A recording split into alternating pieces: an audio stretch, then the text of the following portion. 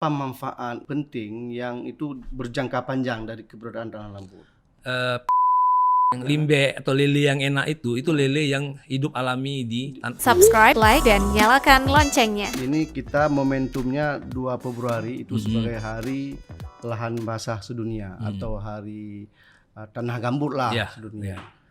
Jadi Bang Nizar sebagai salah seorang dosen di Fakultas Teknik Lingkungan menjadi menarik untuk kita diskusi bagaimana sebenarnya soal eksistensi, soal fungsi, dan juga barangkali bagaimana situasi tanah gambut terutama di Aceh. Ya.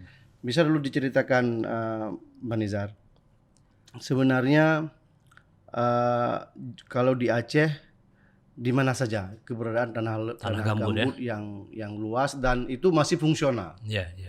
Baik, terima kasih ini atas waktu yang diberikan ya di studio Sago TV. Menarik, hari ini tanggal 2 Februari itu diperingati sebagai Hari Lahan Basah Sedunia. Kalau masyarakat menyebutnya itu biasa tanah gambut ya, lahan gambut, lahan yang basah. Kalau dalam bahasa Inggris itu wetland, jadi kita menerjemahkannya itu lahan basah gitu ya. Sebenarnya kalau di Indonesia sendiri pengertian lahan basah itu bisa macam-macam kan. Ya. Nah, lahan basah ini lahan yang banyak mengandung air ya. Banyak mengandung kandungan air dan dia sifatnya lembek ya kalau bahasa kita. Sehingga lahan ini sangat bagus untuk menyimpan air. Dia dapat menyimpan banyak sekali air di sela-sela tanah-tanahnya itu. Dan kalau kita bicara di Aceh ini lahan gambut banyak terdapat di pantai barat. Pantai barat dari Aceh misalnya mulai dari Aceh Jaya, kemudian Aceh Barat, kemudian Nagan Raya, kemudian Belang Pidi dan seterusnya sehingga ke Singkil. Oh, gitu. Ya, sampai sepanjang ke jalan itu. Sepanjang jalan. Ada yang terletak di pinggir jalan besar atau ada yang terletak agak masuk ke dalam. Dan itu jumlahnya bisa ratusan ribu hektar. Banyak sekali, luas sekali ya. Memang ini bagi masyarakat awam belum begitu populer apa itu gambut. Tapi tanah gambut ini sekarang banyak dimanfaatkan oleh perusahaan-perusahaan. Mungkin karena jumlah luasnya yang sangat banyak ya dan tidak dimanfaatkan. Jadi mungkin perusahaan berpikir kita pakai aja nih lahan gambut nih. Sehingga mereka membuka lahan gambut, kemudian menanami dengan tanaman-tanaman perkebunan ya seperti sawit. Akhirnya lahan ini kehilangan fungsinya tadi. Dan bisa terjadi kerusakan di lingkungan gitu. Sebenarnya esensi keberadaan lahan gambut ini apa? Dia itu bisa dibilang sebagai pengendali cuaca juga ya, microclimate lah kan. Artinya iklim di daerah sekitarnya itu bisa terkendali dengan baik kalau lahan gambutnya terjaga. Itu yang mungkin yang pertama. Yang kedua, lahan gambut ini kan juga hutan. Dia itu tempat tinggal berbagai satwa. Kalau di Nagan Raya itu ada di daerah Rawatripa, itu banyak orang hutan gitu. Nah, orang hutan yang tinggal di kawasan rawa gambut. Tapi memang di hutan itu ada pohon-pohon besar gitu, tempat tinggal satwa. Kalau pernah Pak Muklis pergi ke daerah Nagan Raya, itu di pinggir-pinggir jalan itu ada warung-warung yang menjual ikan lele. Oh, limbe ya, saya suka limbe. Itu. Nah, kalau yang kata orang limbe atau lele yang enak itu lele yang hidup alami di lahan basah, tanah gambut. Itu enak, manis-manis. Nah, itu menjadi ciri khas dari daerah itu. Jadi kalau kita main-main ke sana, ayo kita singgah makan. Di Simpang Nagan Raya itu enak. Iya, simpang menuju bandara kan. Nah, itu adalah hasil dari lahan-lahan gambut di situ. Dan itu alami. Nah, kalau lahan gambut itu hilang, maka lele-lele itu bisa hilang. Sebenarnya selain itu, apa manfaat penting yang itu berjangka panjang dari keberadaan tanah gambut? Mungkin yang bisa kita bilang ya paling nyata ya, paling dirasakan oleh masyarakat adalah lahan gambut ini bisa sebagai penyimpan air. Jadi air, misalnya air hujan itu kan kalau hujan lebat, jadi airnya itu tidak langsung mengalir ke kota ataupun mengalir ke laut, tapi dia bisa tersimpan di lahan gambut itu. Seperti tanknya ya, alam. Kita bilang gitulah. Kalau bahasa sainsnya itu disebut reservoir ya, penyimpan. Jadi dia bisa menyimpan jutaan galon lah air kan. Lahan gambut ini kan dia kayak apa ya? Kalau kita pergi ke lapangan terus kita ambil itu dia kayak serpihan-serpihan gitu. Dia nggak padat kayak tanah, tapi kayak serpihan-serpihan sehingga mudah dia untuk menyimpan air gitu, menyimpan air.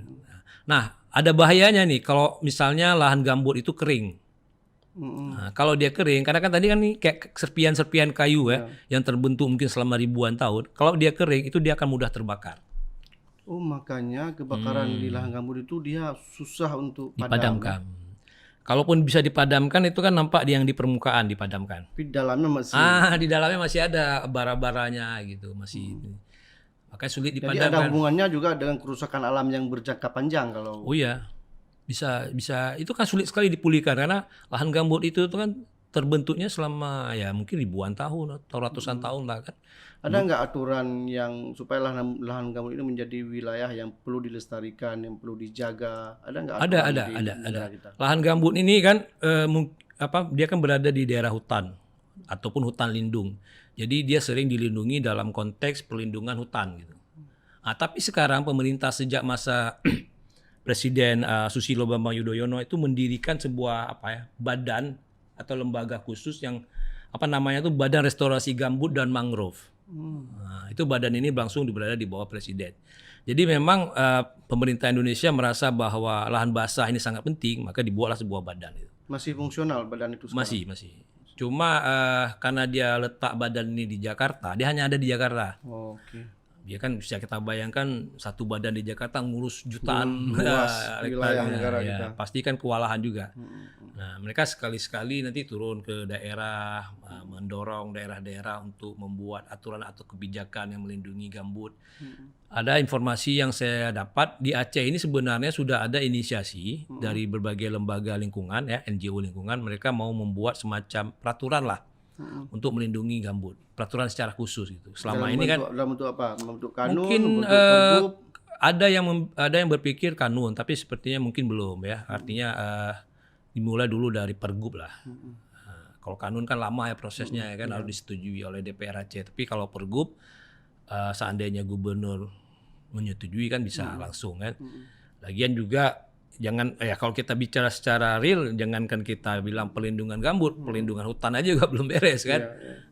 Jadi memang gambut ini ya gambut bagian dari hutan. Jadi ya gambut mungkin dipergub dulu lah. Nah, nanti kalau muncul sudah kesadaran yang lebih luas bisa ditingkatkan lagi menjadi kanun ya, perda dan sebagainya gitu. Pengalaman Dr. Nizar sebagai akademisi yang bergerak di bidang lingkungan, teknik lingkungan. Untuk Aceh hari ini, bagaimana keberadaan secara umum situasi lahan gambut kita di Aceh? Ya, mengalami ancaman kerusakan, ya, terutama yang dilakukan oleh perusahaan-perusahaan besar, ya, di perusahaan besar perkebunan, ya kita tahulah perkebunan sawit misalnya kan, perkebunan sawit ini kan membutuhkan lahan yang luas. Lahan yang luas ini biasanya tersedianya kan ya di hutan kan. Salah satu hutannya itulah hutan gambut, lahan basah. Nah ini yang karena selama ini tidak begitu diperhatikan, jadi ya entah mereka bagaimana caranya mereka dapat izin ini untuk membuka lahan gambut. Dan jumlahnya ini ribuan hektar. Di Aceh? Di Aceh yang dibuka ya atau yang diubah menjadi perkebunan sawit. Itu kebanyakan di Nagan Raya misalnya atau di Aceh Barat Daya. Itu banyak perusahaan-perusahaan, misalnya ada perusahaan dulu PT Kalista Alam ya dulu pernah berkonflik dengan pemerintah. Itu heboh di media ya. Karena mereka membuka lahan gambut sebesar 1.000 berapa hektar. Dan kalah di pengadilan. Mereka kalah di pengadilan. Kemudian mereka didenda ya, tapi sampai hari ini kita nggak tahu nih dendanya dibayar apa enggak. Karena ratusan miliar ya. Nah, cuma memang kayaknya pemerintah juga kita nggak tahu maksud pemerintah ini, mereka tetap saja mengeluarkan izin untuk pembukaan lahan gambut. Padahal dampaknya itu kan besar sekali ya. Malah saya dapat info nih baru-baru ini juga di daerah Aceh Barat Daya itu banyak hutan-hutan yang dibuka ya, diratakan lah gitu untuk didirikan kebun sawit. Nanti mungkin kita bisa tayangkan nanti ya gambar bagaimana kan. Nah itu sangat disayangkan sekali. Selain bisa menghilangkan tempat penyimpanan air, menghilangkan habitat satwa liar kan, Jadi menyebabkan keseimbangan lingkungan di situ terganggu. Dan mungkin dampak jangka panjangnya ya masyarakat di sekitarnya itu. Bisa mengalami kekeringan. Kekeringan bisa, di musim kemarau mereka akan mengalami kekeringan karena cadangan airnya nggak ada. Di musim hujan mereka akan mengalami banjir. Karena tidak ada penahan Nggak air. bisa nahan lagi. Nah, seperti itu. Jadi Bang Nizar, ancaman yang tadi Bang Nizar sebutkan kan salah satunya adalah perkebunan sawit, keberadaan perkebunan sawit di wilayah lahan gambut. Ada nggak ancaman-ancaman lain yang itu adalah bagian daripada perilaku kita misalnya, apa sih yang dapat merusak keberadaan lahan gambut selain perkebunan sawit? Ya, sebenarnya masyarakat juga membuka, bukan hanya perkebunan ya, masyarakat juga membuka lahan biasa. Tapi kan kalau masyarakat kecil ya, paling satu orang sanggupnya berapa lah? Satu orang sanggupnya 1 hektar ya udah capek kali itu kan. Bukan. Nah, ancaman terbesarnya tetap di perusahaan-perusahaan ini, karena perusahaan ini punya daya rusak yang luar biasa kan. Mereka sekali buka ribuan hektar. Nah, kalau masyarakat ya, atau kita bilang lah personal itu ya membukanya kan sedikit ya. Dan sebenarnya pun lahan ini nggak bagus untuk pertanian, untuk perkebunan. Kan tanahnya lembek nih.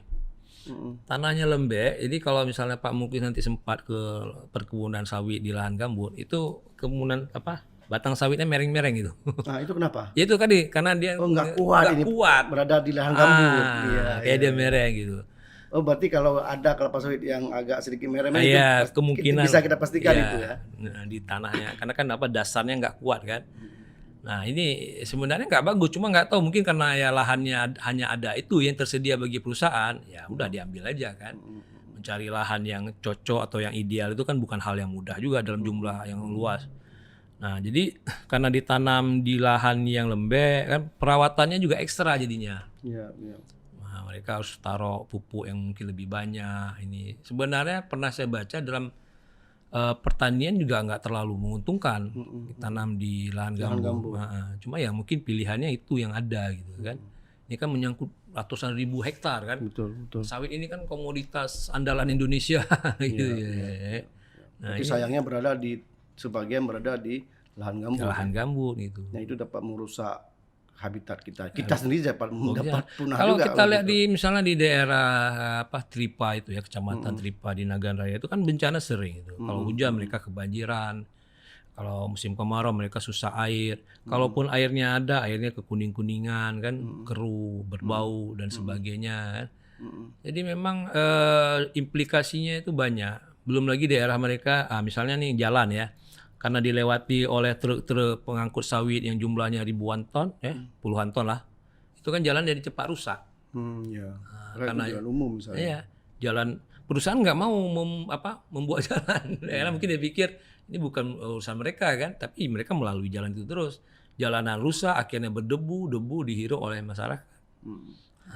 Pak Dr. Nizar, saya baru saja teringat bahwa ada sebuah teori yang juga menyebutkan terutama dalam pengolahan sumber daya alam. Saya lupa penggagasnya, tapi setidaknya dia sebutkan begini, bahwa dalam pengolahan sumber daya alam itu ada 2 ujungnya. Ada yang disebut dengan keberkahan dan ada yang disebut dengan kemudaratan. Tapi saya kalimatnya lupa. Tapi intinya yang sempat saya macam itulah ya. Green and Griffin atau apa lupa saya. Tapi setidaknya kalau kita merujuk pada teori itu, teori keberkahan dan kemudaratan, kita bawa sekarang misalnya orang investasi di tanah lahan gambut, itu barangkali masuk kemana itu? Apakah masuk teori keberkahan atau masuk teori kemudaratan? Iya, ini memang pertanyaan yang bagus dan jawabannya itu sangat sulit karena tiap orang kalau ditanya apakah ini manfaat atau malah mudarat kan? Karena tergantung dari perspektif mana yang kita lihat. Kami dulu di Walhi ada kampanye untuk lingkungan, ya judul kampanyenya sejahtera tanpa merusak gitu. Itulah kira-kira. Artinya sekarang kan lingkungan ini dirusak dengan alasan untuk mensejahterakan masyarakat. Padahal secara konsep kita bisa sejahtera tanpa merusak. Tapi memang mungkin di Indonesia atau di Aceh belum begitu bagus konsep itu diterapkan. Balik lagi yang tadi, kami di Walhi waktu itu mengkampanyekan Ya bagaimana caranya masyarakat di sekitar hutan itu bisa sejahtera tanpa merusak. Supaya tadi berkah itu nggak jadi kutukan kan? Ya, Nggak jadi mudarat jadi kan? kutukan kan? Ya. Kutukan sumber daya alam mungkin. Betul. Nah, jadi ya apa yang mereka bisa manfaatkan dari lahan gambut, dari lahan basah, misalnya itu tadi kayak mengambil lele gitu kan, mengambil madu dari hutan, banyak tuh madu-madu karena ada di lahan gambut tuh ada pohon-pohon besar kan. Mungkin kayu-kayu dalam yang kecil-kecil gitu kan, bukan pohon yang ditebang kan. Nah, dan sebagainya. Jadi masyarakat masih bisa memanfaatkan hutan gambut itu. Jangan sampai sumber daya alam ini menjadi kutukan. Iya. Nah, ada itu penelitian yang meneliti negara-negara yang kaya sumber daya alam malah miskin. Betul. Ya kan? Terutama dalam tidak bisa mengelola secara maksimal sumber daya mungkin alam. gini ya penulisnya, karena dia pikir dia kaya banyak sumber daya alam, ya ambil aja gitu.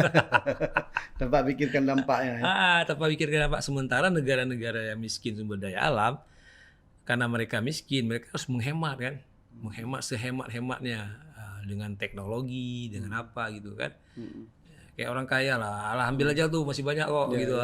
Dia nggak mikir ke depannya gimana. Jadi apa wacana yang saya dengar juga di USK misalnya di Universitas Kuala itu ada pusat studi juga soal ada tanah mungkin gambut. Kemudian pusat studi lingkungan kawan-kawan ya. kita di aktivis NGO juga berupaya untuk juga terlibat dalam dalam penjagaan lahan gambut. Yeah. Menurut Pak Dr. Nizar, apa yang seharusnya dilakukan supaya lahan gambut ini betul-betul berfungsi sebagai mestinya? Ya. Saya rasa begini, yang paling penting ini masyarakat atau kita ini dikasih tahu lah apa manfaat lahan gambut ini. Setelah dikasih tahu manfaat, ya dikasih keberkahan juga gitu. Jangan nanti kita dikasih tahu manfaat tapi nggak bisa ambil dari manfaat. Sehingga manfaat itu diambil oleh perusahaan-perusahaan yang besar kan. Misalnya tadi masyarakat disejahterakan lah masyarakat di sekitar itu. Sehingga kalau ada pembukaan lahan gambut ya mereka sendiri yang mengadvokasi. Ini kan lahan-lahan gambut ini kan letaknya kan jauh nih dari kota, dari pusat-pusat pemerintahan. Jadi kan kalau bukan masyarakat sekitar yang memantau itu susah kita. Harapan kita kalau masyarakat sudah sejahtera mereka bisa mantau sendiri, ya kan? Jadi kalau ada kerusakan mereka yang melaporkan. Selama ini yang memantau itu biasanya LSM ini turun ya. LSM juga nggak bisa sering mungkin kan. Pemerintah juga walaupun pemerintah punya namanya polisi hutan, tapi polisi hutannya banyak di kota juga ada. Ya. Karena mereka alasannya gini, kami nggak ada dana untuk patroli hutan. Nah, ya memang harus kita akui patroli itu butuh banyak biaya ya. Betul. Nah, tapi ya itu tadi kita banyak sekali dilema. Kemiskinan yang ada di Aceh atau di Indonesia ini menambah berat beban lingkungan. Gitu. Karena mereka miskin ya apa yang ada di sekitar mereka manfaatkan kan. Betul. Dan akhirnya berdampak juga pada kerusakan lingkungan. Iya gitu. Nah kalau masyarakat kita udah lumayan mungkin ya nggak terpikir lagi untuk hutan gitu kan, merusak hutan atau sebagainya. Nah ini memang PR besar bagi kita ya. Saya rasa jangan hanya kita pemerintah membuat kebijakan yang ketat tapi nggak memberi manfaat bagi masyarakat di sekitar itu. Biasa negara kita dalam merespon 2 Februari sebagai Hari Lahan Basah Sedunia itu apa kira-kira aktivitas di negara kita? Nah, kayaknya Hari Lahan Basah Sedunia ini kurang populer. Penting sekali itu ya. Kurang populer dibanding hari-hari yang lain ya. Kan di hari misalnya hari AIDS itu populer ya. Hari kasih sayang populer. Sekarang Hari Bapak juga. Hari Bapak, Hari Ibu. Nah, Hari Lahan Basah belum sebegitu populer sehingga saya lihat selain dari NGO lingkungan, masyarakat, pemerintah kayaknya nggak terlalu mikir lah mau ngapain di hari ini kan. Ya mungkin mulai dari sekarang ya Sago TV ya sebagai channel edukasi lah kita bilang kan, termasuk edukasi di bidang lingkungan ya kita mulailah dengan mempopulerkan Hari Lahan Basah ini. Kemarin kita di sini juga ada mempopulerkan Hari Sanggar Sedunia. Oh ya Pak Dr. Fahmi. Ya, senior saya. Ya. Jadi kalau ada Hari Sanggar Sedunia, Hari Lahan Basah juga harus populer gitu kan. Ya. Biar orang banyak tahu apa itu Hari Lahan Basah. Jadi bukan hanya di Indonesia yang kurang populer, di Aceh lebih barangkali. Oh, apalagi. Padahal itu itu sumber daya alam yang penting untuk kita. Saya bandingkan ada namanya Hari Air Sedunia, World Water Day. Itu dinas pekerjaan umum PUPR itu mereka membuat acara atau membuat event yang besar itu, di setiap hari itu. Dalam rangka kan kampanye juga itu kan, promosi gitu. Tapi kalau hari lahan basah ini masih kurang gitu. Saya belum lihat ya, kecuali memang LSM yang lingkungan yang betul-betul concern lah di bidang lahan basah. Itu pun ya sekedar-sekedarnya lah ya. Mbak Dr. Nizar, jadi yang terakhir ini kan kalau di provinsi lain kita dapat saksikan misalnya kebakaran hutan yang tiap tahun itu padamnya lama sekali. Itu bisa dipastikan sampai asapnya ke Malaysia loh. Nah, dan Singapura juga. Mereka marah-marah loh ke Indonesia. Dan itu bisa dipastikan itu berada kebakaran di lahan ya, gambut. Sebagiannya di lahan gambut. Sebagian di lahan gambut. Itu yang bikin lama padam. Kira-kira untuk Aceh ada nggak potensi itu yang kita juga harus caring, harus peduli untuk? Ada. Dan itu kawasan. Ya, itu tadi di kawasan Pantai Barat Aceh. Ini kan biasanya itu ada lembaga BMKG itu memantau titik panas istilah mereka ya. Dari dengan satelit dipantau titik-titik panas yang ada di daratan dan biasanya itu di hutan-hutan atau di hutan gambut. Berdasarkan pemantauan titik panas mereka bisa melihat ada potensi kebakaran hutan. Mungkin kalau kita bandingkan ya, di Aceh belum separah misalnya dengan yang di Riau, di Kalimantan kan, itu lebih masif lagi. Tapi jangan pula kita lalai kan. Betul. Ini di Aceh nggak parah. Udah kita nggak open. Padahal di Aceh juga ada kebakaran lahan gambut. Itu setiap tahun ada. Memang nggak sebesar di Riau. Mungkin nggak. Tapi potensi itu ada. Ada, pasti ada. Makanya perlu kewaspadaan. Mungkin karena yang di Aceh ini nggak ganggu Malaysia, jadi nggak seboh itu kan. Kalau di Riau, Kalimantan kan udah ganggu negara tetangga ribut. Jadi terpaksa presiden pun turun tangan. Baik, Pak Dr. Nizar, terima kasih atas diskusinya sebagai respon kita 2 Februari sebagai Hari Lahan Basah Sedunia, dan kita saya percaya bahwa sumber daya alam itu adalah harus banyak membawa keberkahan ya. Karena sumber daya alam juga ada sisi yang juga kemudaratannya yang sempat tadi kita sampaikan. Terima kasih Pak Dr. Nizar. Kita jumpa pada kesempatan lain dan tentu dengan topik yang berbeda dan beda-beda kita. Terima kasih Bang. Waalaikumsalam warahmatullahi wabarakatuh. Jika video ini bermanfaat untuk Anda, silakan subscribe, like, dan nyalakan loncengnya.